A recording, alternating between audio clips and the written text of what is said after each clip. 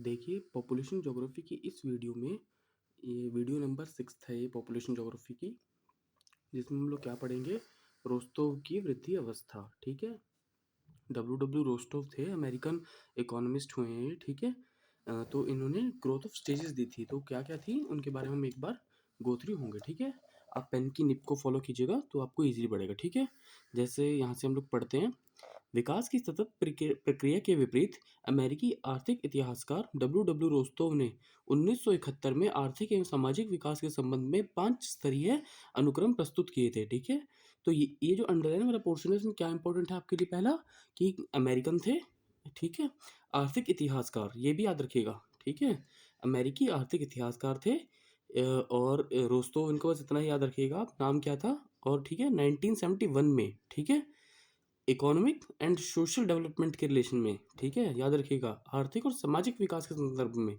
ठीक है, एग्जामिनर पूछ सकता है आपसे आर्थिक के अलावा सब राजनीतिक लगा देगा तो गलत हो जाएगा ऑप्शन। ठीक है, याद रखना कि रोस्तोव ने 1971 में आर्थिक और सामाजिक विकास के रिलेशन में 5 स्टेजेस बताई थी। कौन कौन सी 5 स्टेजेस थी, हम एक एक पढ़ते हैं उनको। देखिए, सबसे पहले आते हैं आपको परंपरागत समाज। ठीक है, इंग्लिश में से हम कहते हैं परंपरागत समाज को, ये लिखा है परंपरागत समाज, इंग्लिश में से हम कहते हैं ट्रेडिशनल सोसाइटी। ठीक है, इस अवस्था में अधिकांश जनसंख्या कृषि कार्य में लगी हुई संलग्न रहती है। परंपरागत तकनीकों के कारण उत्पादन सीमित होता है।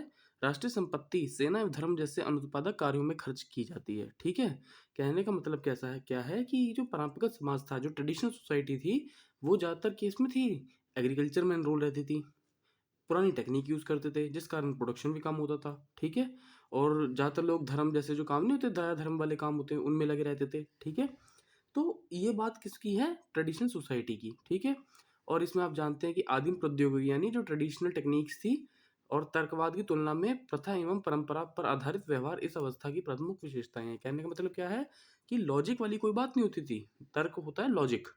तो लॉजिक वाली ऐसी कोई बात नहीं होती थी कि वो हम तर्क की बात कर रहे हैं कि ये तर्क है इस बात का, पृथ्वी गोल है तो उसका ये तर्क है, पृथ्वी घूमती है तो ये तर्क है, उसकी बात नहीं होती थी। किसकी बात होती थी? कि प्रथा में ही चलता आ रहा है, परंपरा में ही चलता आ रहा है। ठीक है, भगवान ने सृष्टि बनाई है, पृथ्वी गोल नहीं चपटी है, मतलब ये वाला जो कंसेप्ट थे ना पुराने टाइप के, ये किस में आते हैं? आपके परंपरागत समाज में आते हैं। ठीक है, ट्रेडिशनल सोसाइटी।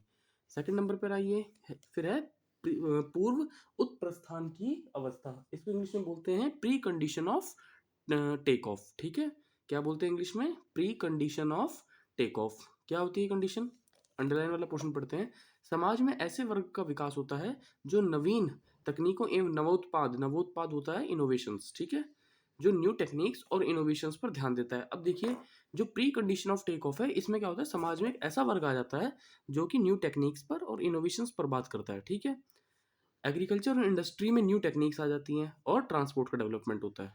ठीक है, ये सारे पॉइंट आपको याद होने चाहिए जो अंडरलाइन किए हुए हैं। ठीक है, कई बार पूछ लेते हैं कि रोस्तोव की कौन सी स्टेज है जिसमें समाज में न्यू एग्रीकल्चर इंडस्ट्रीज में न्यू टेक्निक्स आई।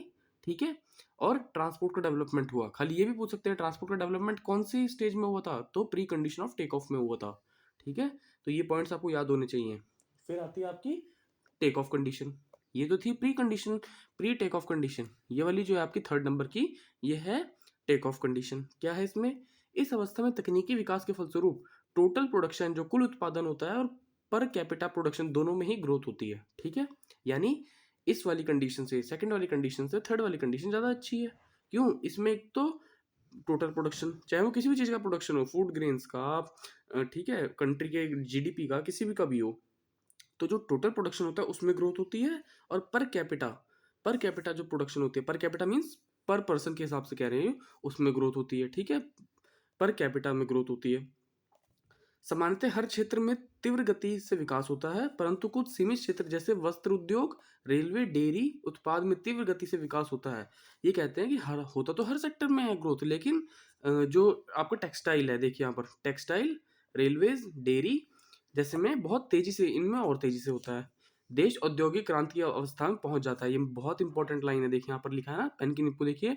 देश जो है वो औद्योगिक क्रांति की अवस्था में पहुंच जाता है। कहने का मतलब ये है कि अब कंट्री में मशीन मैकेनाइजेशन वाली प्रोसेस आ चुकी है, मशीनीकरण आ चुका है। ठीक है, जैसे कि औद्योगिकरण होना, इंडिया में औद्योगिकरण कब हुआ था इसका मुझे याद नहीं आ रहा, लेकिन जो आप इस तरह देखें तो औद्योगिकरण स्टार्ट कहाँ हुआ था सबसे पहले वर्ल्ड में? ब्रिटेन में हुआ था, ठीक है।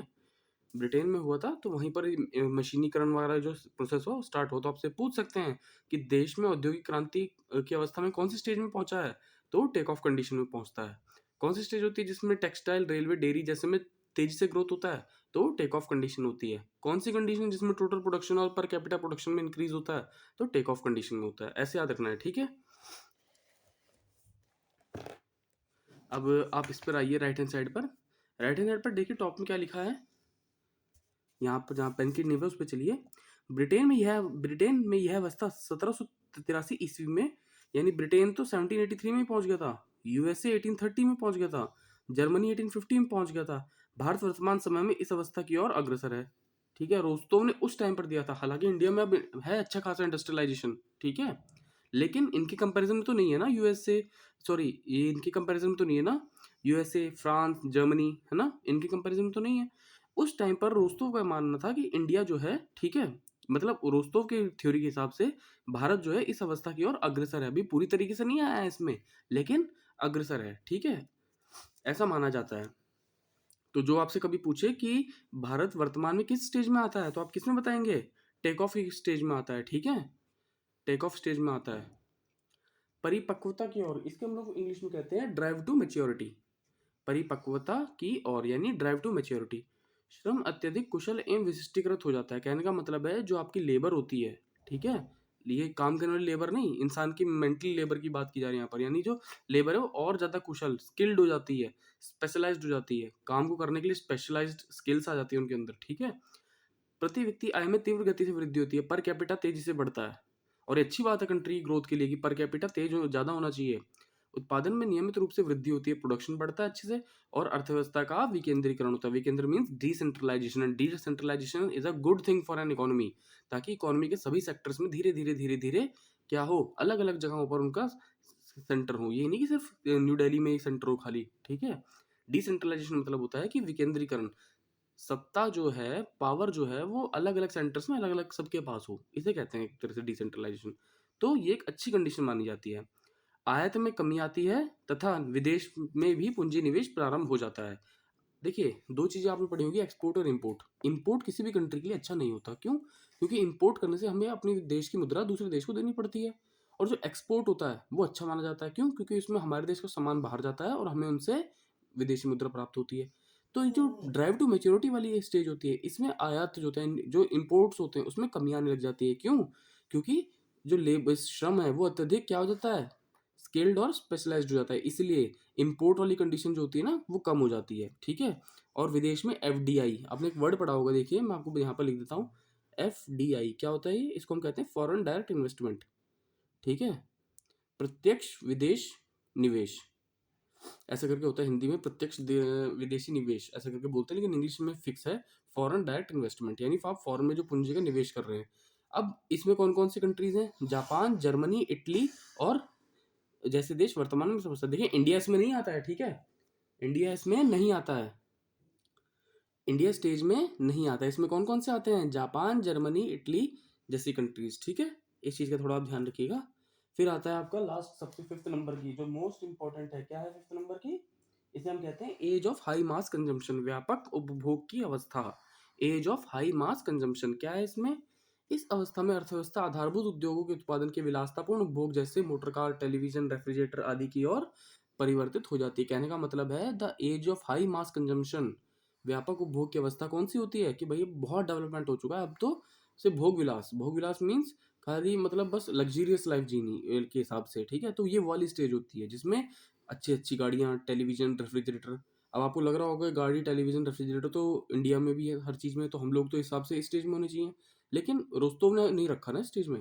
रोस्तोव ने इस स्टेज में क्या रखा है? जिसके पास मोटर गाड़ी, टेलीविजन, रेफ्रिजरेटर और ये सब चीज़ें आ जाएं, तो वो कौन सी कंडीशन होगी? Age of high mass consumption की, ठीक है। तो यहाँ पर देखिए लिखा भी हुआ है राइट साइड में, पेन की निप को देखिए, यूएसए वर्तमान में इस अवस्था से गुजर रहा है। उसका ये मानना था कि यूएसए इतना डेवलप्ड हो चुका है, और ये बात सही भी है कि यूएसए में बहुत पहले से टेलीविजन, रेफ्रिजरेटर और बोलते हैं ना कि लग्जरियस लाइफ वाला जो स्टाइल होता है वो बहुत पहले से ही रहा है यूएसए में, ठीक है।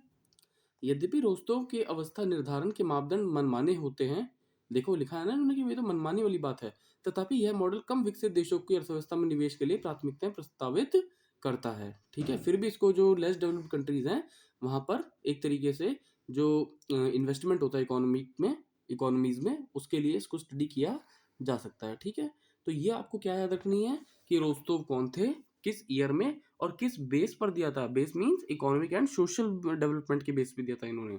ठीक है, कितने स्टेजेस दी थी, स्टेजेस की सीरियल वाइज आपको पता होनी चाहिए, प्लस हर स्टेज में क्या इंपॉर्टेंस रही है ये जरूर आपको याद रखना है कि कौन से स्टेज में कौन सी कंट्रीज हैं। ठीक है, हर स्टेज की क्या इंपॉर्टेंस रही है। फिर ये आपका कंप्लीट। ओके।